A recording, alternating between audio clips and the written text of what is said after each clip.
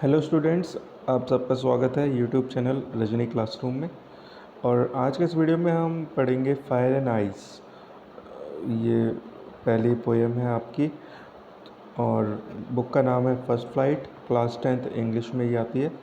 और इस पोएम के राइटर हैं रॉबर्ट फ्रॉस्ट, जो एक अमेरिकन राइटर हैं। तो शुरू करते हैं फायर एंड आइस के बारे में। बच्चों, यहाँ पर हम सबको पता है कि फायर का मतलब आग होता है, आइस का मतलब हमारा बर्फ़ होता है। पर यहाँ पर फायर और आइस का यूज़ एज अ मेटाफर किया गया है। मेटाफर माने सांकेतिक भाषा या फिर सिंबलिक फॉर्म में यूज़ किया गया है। यहाँ पर फायर को और आइस को इंसान के दो विरुद्ध, एक दूसरे से अपोजिट जो नेचर हैं, उनके रूप में दर्शाया गया है। फायर का मतलब यहाँ पर जो इंसान की डिज़ायर होती है, पैशन होता है, उसको रिप्रेजेंट किया गया है। और आइस को यहाँ पर हेट और जो क्रूएलिटी है, अंदर से जो स्ट्रॉन्ग हार्ट है, कहते नहीं है स्ट्रॉन्ग हार्ट है जिसके अंदर कोई फीलिंग नहीं होती, उस टाइप के इंसान की पर्सनैलिटी को यहाँ पर आइस के फॉर्म में दिखलाया गया है।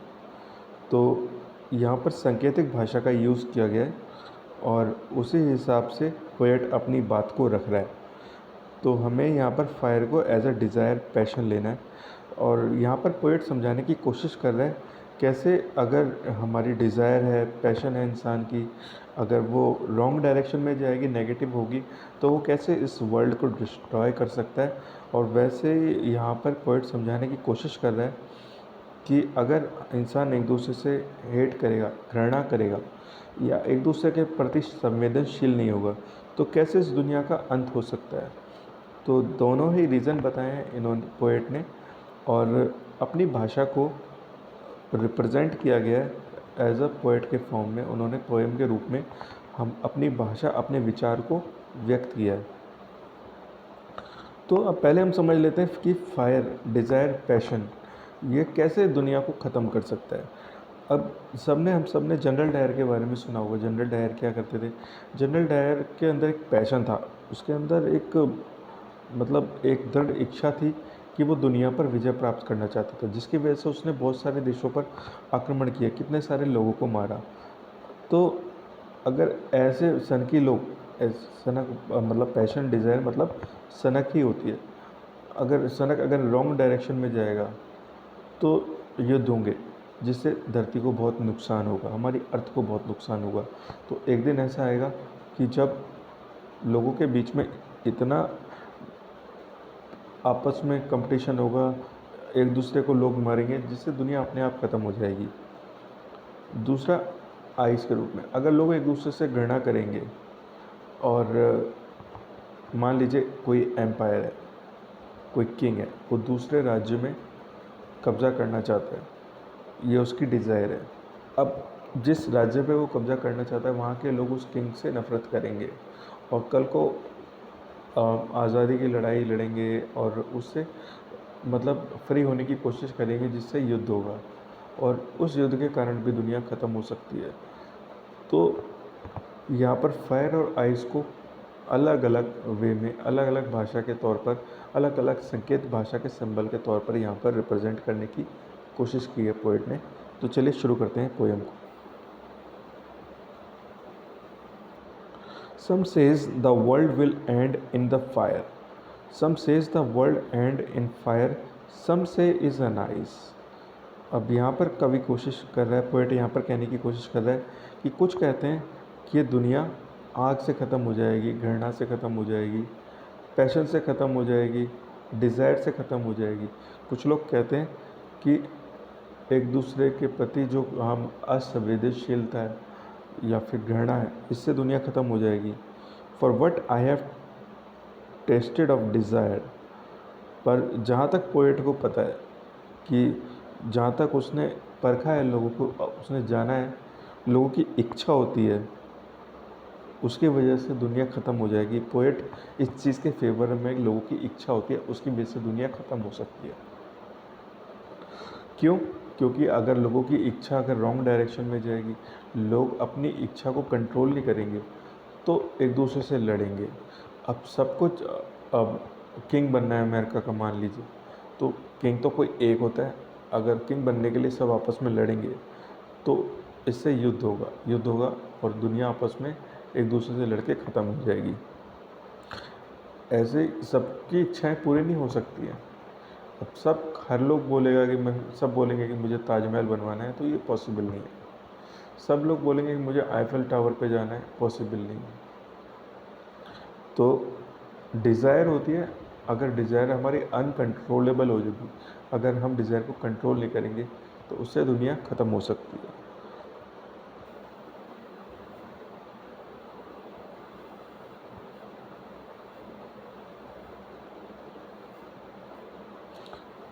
ठीक है, अब ये पहली 3 लाइन का मतलब मैंने बता दिया। But if it had to perish twice, अब यहाँ पर कह रहा है कि अगर दुनिया को 2 बार ख़त्म होना होगा, पेरिश मतलब डाई, पेरिश का मतलब होता है डाई, ठीक है। अगर दुनिया को 2 बार ख़त्म होना होगा, I think I know enough of hate, मुझे पता है दुनिया में हेट बहुत ही बुरी चीज़ है, मैं अच्छी तरह से जानता हूँ कि दुनिया में हेट बुरी चीज़ है। To say that the distraction eyes, मैं इस तरह से कह सकता हूँ कि जो बर्फ़ है, जो लोगों के प्रति घृणा है, वो और भी ज़्यादा खतरनाक है, जो एक विनाश का कारण बन सकती है। It is also great and would suffice, ये बहुत बड़ी मात्रा में विनाश कर सकती है और सफिशेंट है, सफाइस का मतलब यहाँ पर है सफिशेंट,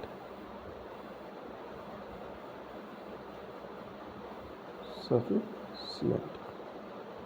तो कह रहे हैं कि काफ़ी है, दुनिया को विनाश करने के लिए काफ़ी है। तो ये पोएम का मीनिंग था। यहाँ पर इंसान, यहाँ पर जो इंसानों के 2 रवैये हैं, जहाँ पर वो एक पैशन की तरफ अपने डिज़ायर को कंप्लीट करने की तरफ भाग रहा है, दूसरा इंसान का रवैया है यहाँ पर जहाँ इंसान एक दूसरे के प्रति असंवेदनशील हो गया है, एक दूसरे के प्रति कोल्ड हार्टेड हो गया, एक दूसरे के प्रति स्ट्रॉन्ग हार्ट हो गया, उसे एक दूसरे की तकलीफ़ और एक दूसरे की परेशानी उसे समझने की वो समझ खोता जा रहा है इंसान, जिसकी वजह से ये भी एक दुनिया के अंत का कारण बन सकता है। तो यहाँ पर पोएट की जो बातें वो फायर एंड आइस के बारे में, और यहाँ पर वो इंसान के 2 रवैये के बारे में बात कर रहा है, जिसकी वजह से अगर ऐसा ही चलता रहा तो दुनिया एक टाइम ऐसा आएगा जब ख़त्म होने की कगार पर पहुँच जाएगी, और हो सकता है ख़त्म भी हो जाए। तो इस पोएम के जो पोएट हैं वो रॉबर्ट फ्रॉस्ट हैं। और चलिए बात करते हैं इसके क्वेश्चन आंसर्स की। तो सबसे पहले बता दो, पेरिश मैंने अभी बताया जैसे आपको डाई होता है, और सफाइस का मतलब होता है सफिशेंट, ठीक है। अब क्वेश्चन नंबर 1 है, there are many idea about how the world will end, do you think world will end someday? Have you ever thought what would happen if the sun got so hot that it burst and grow colder and colder? तो आपको क्या लगता है कि दुनिया कैसे ख़त्म होगी? इसमें क्वेश्चन पूछा है कि आपको कैसा लगता है दुनिया ख़त्म होगी। अब do you think the world will end someday, क्या आपको लगता है कि दुनिया किसी दिन ख़त्म होगी? Have you ever thought what would happen if sun got cold और दैट इट ब्रस्ट और ग्रो कोल्डर कोल्डर, अगर सन बहुत ज़्यादा गर्म हो जाए और बहुत ज़्यादा ठंडा हो जाए तो आपको लगता है क्या होगा? अब चाहे अर्थ ठंडा हो, चाहे सन बहुत ज़्यादा गर्म हो जाए और चाहे सन बहुत ज़्यादा ठंडा हो जाए, दोनों ही सिचुएशन में हमारा वर्ल्ड ख़त्म हो जाएगा। क्यों ख़त्म होगा? अगर सन बहुत ज़्यादा ख़त्म हो जाएगा तो कोई भी अर्थ का ऐसा पार्ट नहीं है जो इतने ज़्यादा टेम्परेचर को झेल सके, लाइफ अपने आप ख़त्म हो जाएगी। ऐसे ही अगर बहुत ज़्यादा ठंडा हो जाएगा सन, तो हमारे जो लाइफ प्रोसेस के लिए जो ज़रूरी एनर्जी है वो ख़त्म हो जाएगी और हमारे अर्थ के ऊपर से लाइफ ख़त्म हो जाएगी, सब कुछ फ्रॉस्ट हो जाएगा, जम जाएगा। तो इन दोनों सिचुएशन में हमारे वर्ल्ड का एंड हो जाना तय है। Yes, I believe that the world will end someday, but when nobody knows whether the sun got cold or cold in both the situation the end of the world is sure. हमें लगता है कि इस world का and कभी ना कभी तो होगा ही, और चाहे सन चाहे गर्म हो चाहे ठंडा हो, इस दुनिया का अंत तो होना ही है, दोनों ही सिचुएशन में होना है। तो आप इस तरह से आंसर लिखेंगे। अब क्वेश्चन नंबर 2 है, the for Frost what do fire and ice stand for. Here are some ideas. अब इसमें बता रहा है कि फायर और आइस, इन वर्ड्स में से कौन से वर्ड्स फायर के लिए सूटेबल हैं और कौन से वर्ड्स आइस के लिए सूटेबल हैं। तो फायर यहाँ पर रिप्रेजेंट कर रहा है ग्रीड, जैसा मैंने बताया। फायर यहाँ पर पैशन और डिज़ायर को रिप्रेजेंट करता है। पैशन हो गया हमारा, लव भी पैशन होता है, हेट भी पैशन होता है। आपका ग्रीड लालच, एवराइज लस्ट, कॉन्फ्लिक्ट, फ्यूरी, ये सब फायर से रिलेटेड है। और आइस की बात करें, आइस रिलेटेड है cruelty, intolerance, rigidity, insensitivity, coldness, indifference, hated, ये सारे के सारे आइस को रिप्रेजेंट करते हैं। तो इस तरह से आप भी अपना आंसर लिखेंगे। अब लास्ट क्वेश्चन इसमें जो एनसीईआरटी का दिया गया है, इसका फर्स्ट पार्ट इतना इम्पोर्टेंट नहीं है, बट सेकंड पार्ट जो है वो काफ़ी इम्पोर्टेंट है। पर क्योंकि एनसीईआरटी का पार्ट है तो हमें दोनों ही इसके पार्ट्स जानने चाहिए। तो what are the rhymes of the poem, इस पोएम की राइम क्या है और how does it helps in bringing out the contrasting ideas of the poem. तो राइम्स इसकी दे रखी है, ये आप राइम्स नोट डाउन कर लेंगे।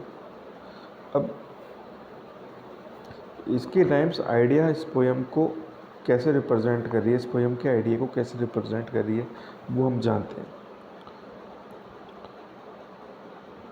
तो the poet mention both and ice are the probable end of the world. Poet ने बोथ आइस एंड फायर को जो वर्ल्ड के एंड होने के संकेत हैं उससे रिप्रेजेंट किया है।